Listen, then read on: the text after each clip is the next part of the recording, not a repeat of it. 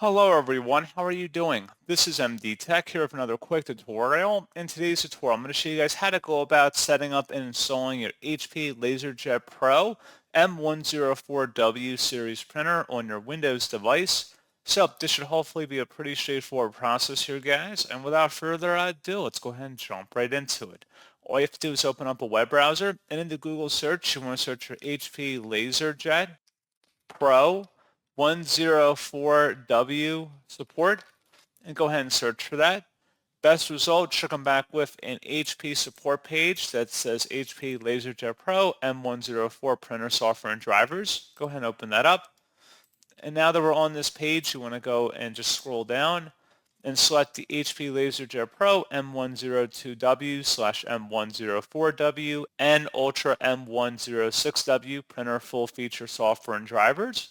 Select download, and then once it's downloaded to your system, you want to go ahead and open up that file to run it. Give that a moment.